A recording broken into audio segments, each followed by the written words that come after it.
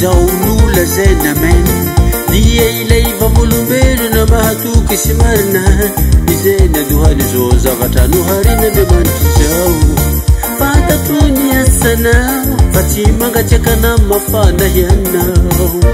aleo ho mangatsiakana ho mafana ianao fa satria matimaty ianao ka tsy mafana na mangatsiaka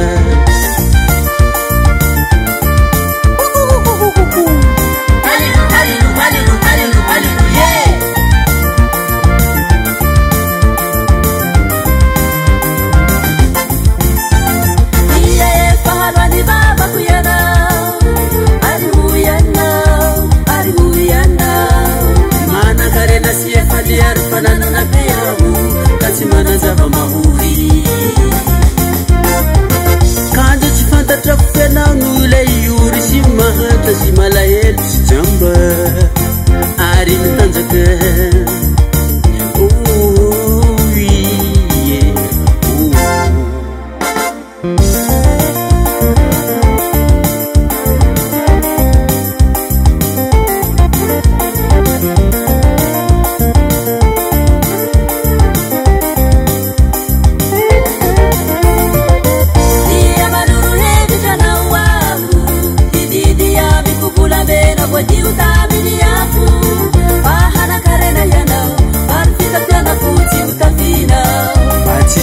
hena trao no ny fitanjahana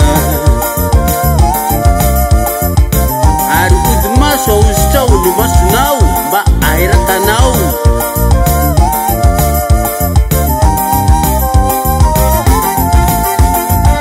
zay rehetra tiako no anariko sy faizako ho amazoko ianao ka mibebaha ino efa mitsangana eo ambaravaranao